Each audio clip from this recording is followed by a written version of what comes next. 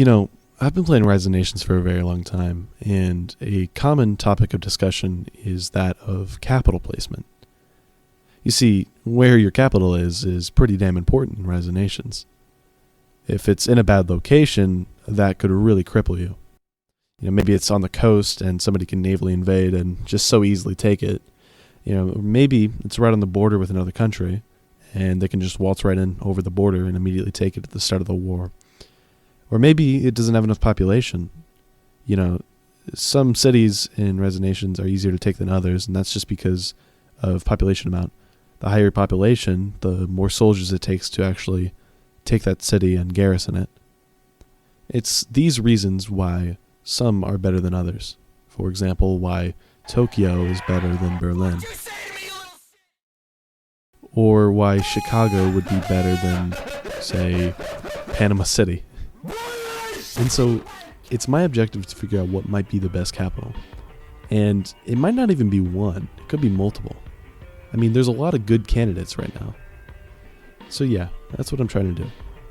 But in order to understand what a good capital is, I think first you have to understand what a bad capital is. Because there's a lot of bad ones.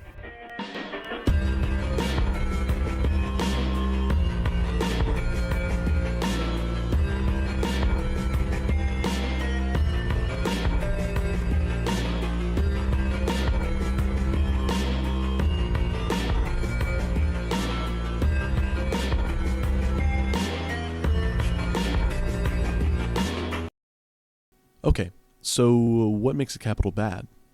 The worst capitals are those that are easy to take. The easier it is to grab your capital, the worse it gets. So the question arises, what makes it easier to grab a capital? Well, number one is population size.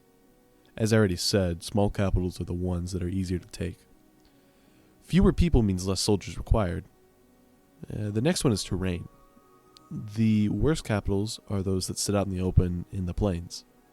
If they're in plains, then any stack of divisions can just fly right over to it and just take it. Next is ease of access. What's surrounding the capital? The best capitals are those that are not close to the ocean. They're pretty far inland. Ideally, they're in mountains.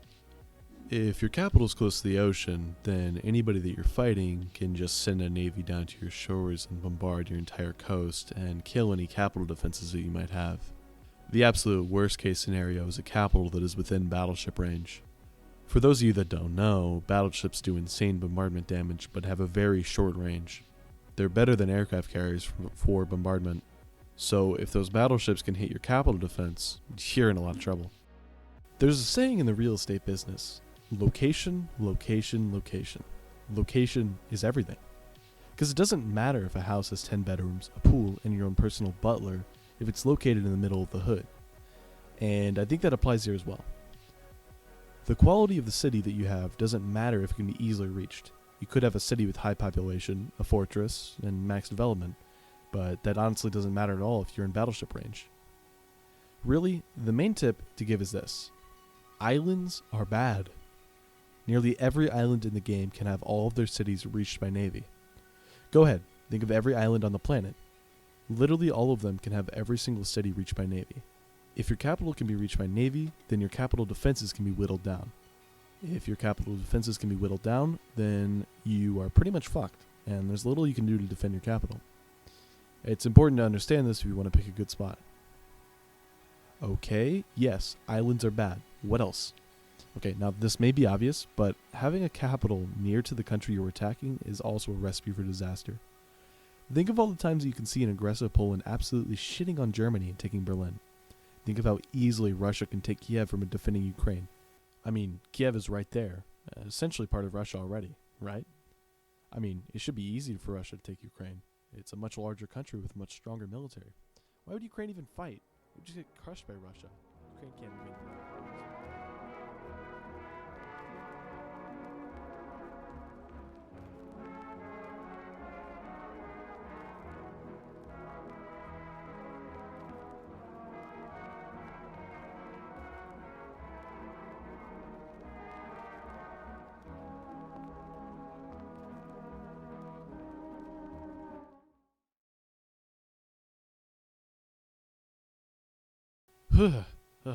Sorry, guys. What were we talking about? Right. Capitals. Okay. Well, let's talk population. As I already showed, it's easier to take cities that have smaller populations. You don't need nearly as many soldiers to take Sarajevo as you do to take Rome. This is good, and we can use this. Did you know that it's also easier to bomb smaller cities? The bigger the city, the more you have to bomb it in order for it to be scorched. This also means that any buildings on those cities can be destroyed easier. This especially matters when we remember that every capital city in Rise of Nations starts with an airport. If your airport is destroyed, then it can be a lot harder to deal with an incoming army because you can't use your planes to attack the pushing soldiers. Now, how about terrain? Terrain in Rise of Nations is incredibly influential when picking your perfect capital. To put it simply, mountains are king. Mountains slow down troops by 80%. On top of that, entrenchment will give you a 4 times defense bonus, meaning that if you have 100,000 troops and the enemy has 400,000, the 100,000 troops will win because they are entrenched. Okay, this is Editor Nate here, and I forgot to mention semi-mountainous and hilly terrain. Essentially, those are just worse versions of mountains, so just don't use them if you can avoid using it, and if you have to, they're just worse than mountains, so always use mountains if you can.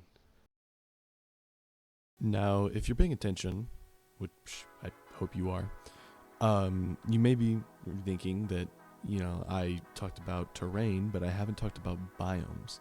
And biomes are incredibly influential. In fact, they're just as influential as terrain is. And we're going to be talking about the main 4. So, like, an example of what would be a biome is arid terrain. Arid is great if you love losing your capital. It provides 0 defensive bonuses, it barely gives any attrition, and it only slows down troops. Let's avoid this one. Next one is normal. And normal gives absolutely 0 effects and overall does nothing. Just don't use this one, it's not good. How about jungle? Jungle is awesome. It slows down troops by 50% and gives a 2 times bonus to entrenchment. Jungle cities give some absolutely ridiculous entrenchment bonuses, and they can be very, very hard to take down. Finally is winter, and winter's a weird one. Winter is the only biome in the game that changes with time. Starting in November, the northern hemisphere will begin to get colder, adding on mild winters and eventually severe winters in some spots. Mild winter is all but useless, but severe winter can be pretty bad, slowing down troops by 50% and causing some attrition. And, to be real, it's just pretty good. The main issue with both mild and severe winter is that they're only around for part of the year. For the rest of the year, they're just normal biomes. And on top of that, winter is only in the northern hemisphere in Rise of Nations, which makes them all but useless. But neither of those winter types are a big deal compared to the main one, Arctic. Arctic is the best biome for defense because it gives a massive 75% unit speed reduction that never changes and will give insane attrition. On top of the heavy attrition, the cities are usually already pretty heavily spread out, making it even worse. Arctic cities are some of the most frustrating and hard to reach cities in Rise of Nations. So what's the best biome? In my opinion, it's down to jungle and Arctic. Jungle gives a higher defensive bonus, but less attrition, and the cities are easier to take. Arctic gives a higher attrition bonus, but their cities are far harder to reach, and they give less of a defensive bonus. However, it's important to remember that there is a larger frequency of cities that are jungle and large, rather than large Arctic cities, and lots of Arctic cities are on the coast. Additionally, with Arctic, you have less choices as it is the rarest biome in the game. There's one last topic to talk about, ocean access, and this is by far the most influential aspect. In Rise of Nations, there are some lakes and seas that can only be reached if you have access. They can either be blocked off by Navy, forcing troops to go into them in order to pass, or they can be blocked off by a canal, forcing you to conquer a city in order to pass. And the third way is to take all the cities around a lake so that only you have port cities with which to build a navy. In all cases, you can make it very difficult or near impossible to deal with said navy, forcing the enemy to take ridiculous losses with almost zero way to counter. So what are these lakes and seas? The main ones are around Europe and Asia, with 2 in North America. These are the Mediterranean, the Black, the Caspian, which is actually a lake, but it's actually called a sea for some reason, but whatever. The Yellow Sea, the White Sea, the Baltic, the Red Sea, the Persian Gulf, the Great Lakes, and the Hudson Bay. All of these can either force the enemy to engage your navy, make it very difficult to engage your navy, or make it near impossible to engage your navy. Okay, I finally got through explaining the reasons why a capital is good or bad, and I will finally give you my list of what the best capitals in Rising Nations are. Then you can use this to your advantage to become nearly invincible. So here's the top 10. Number 10 is Addis Ababa, which is the capital of Ethiopia. It is located in mountains, some of the only terrain marked as mountains in Africa. Additionally, it's not close enough to the ocean in order to be hit by aircraft carriers, making it secure. Its main issue is that of population. It's not a very large city, with just over 1 million people in game. Number 10 is Alice Springs, Australia, which is Australia an island? I mean, technically, I guess it is. Everything's an island. I mean, Afro-Eurasia is technically an island, I guess. Or is it a continent? Who cares? Okay, either way, this tiny city cannot be reached by aircraft carriers of any kind, and it is very, very far inland. Any large stack of troops would have to take heavy attrition in order to reach it, which weakens the attack. The main issue with this city is that of population and building slots. Its population is just under 30,000, which is not large enough to build an airport. And that can just make it be taken with less troops, because as I explained earlier, less troops makes it easier to take a city. Coming in at number 8 is going to have to be Mexico City, the largest city in North America. Mexico City is amazing after the newest updates from HyperRent. The city is now located in mountains, making it very hard to reach. It has a huge population and is the starting capital of Mexico, making it even easier to use to your advantage. Unfortunately, it struggles with being able to be reached by aircraft carriers, which is a major flaw. Number 7 is Beijing, which normally this seems like a dumb choice, and it sort of is because Beijing is very, very close to the ocean. However, its main benefits are that it has a huge population. The sea it is located inside of can be blocked fairly easily, and it is a starting capital. Although the issues do tend to arise pretty quickly, the terrain is flat, and it can be very, very easy to lose if you aren't careful. Number 6 is Moscow, for a lot of reasons we have already gone over. One, it's a starting capital, large population, far inland, and it can't be hit by navy, and it can be very annoying to take. But you can't forget that it's in entirely flat terrain, and it is very close to the West Russian borders. Number 5 is Delhi, which is not the starting capital of India. Annoyingly, the starting capital of India is actually New Delhi, not Delhi. So you have to remember to move your capital, or else you'll be stuck with a 300,000 population city. Anyways, but Delhi's alright. Large population, although it's in flatland with no biomes. India can be very hard to attack because on 3 sides it has mountains, and the only other way to attack is via the ocean. So reaching Delhi can actually be very difficult.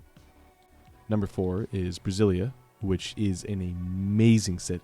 Very, very far inland, gigantic population. It's located in jungles, and it's overall very, very hard to reach. Not really any downsides here at all. It's just things it has missed, Like it doesn't have any lakes near it, which is unfortunate. Number 3 is Wuhan, which I know is a weird choice, but it's very far inland. It has a very large population. No starting airport, but one can be made fairly cheaply, and it's just overall a very good city. Okay, number 2 is a tough one because essentially there were 2 number 1s, but unfortunately I had to make this choice. Tehran comes in at number 2 for being in mountains, being a starting capital, having a very large population, and being very hard to reach. It's far enough inland that it cannot be reached by navy other than that from the Caspian. However, there's one major flaw that stops it from being number 1, and that was a recent change made by HyperRent. HyperRent updated some of the cities and removed the single port city in the Caspian that Iran had, which is just so disappointing. You can still take control of the Caspian as Iran by taking Azerbaijan's port city if you want it, but it's still annoying, and that's the only reason why it's not number 1. Finally is number 1. The best capital in Rising Nations is Chicago in the US. Chicago has a very, very large population. It is so far from an ocean, you have to cross half the length of a continent just to reach it. It sits right next to the Great Lakes and is a very, very strong position. Essentially, giant population, very far inland, has literally dozens of port cities near it, so you can build as much navy as you want.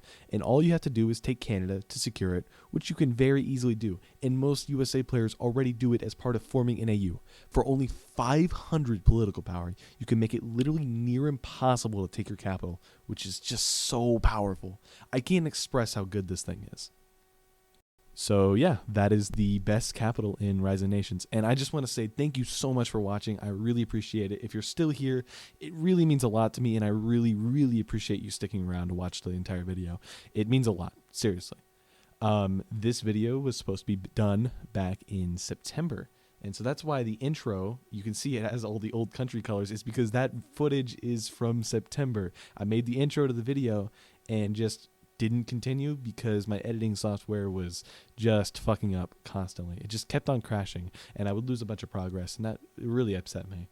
But yeah, I really enjoyed making this video, even if it took me half a year to make. But yeah, and I really hope you enjoyed watching. I want to make more Rise of Nations content. I really love this game, and I feel like I can be very in-depth with some of the topics that I talk about, and I feel like I can really do a lot. So if you're interested in that, leave a like, maybe subscribe if you're interested. And also, I'm gonna go to the outro next. Hey, I made the outro music myself, so if you enjoy it and you want an upload for just that song, ask me and I'll upload it for you, and I'll send you a link. My Discord will be in the description, music list is in the description, all that stuff. Enjoy, and I'm glad you stuck around. Now, outro.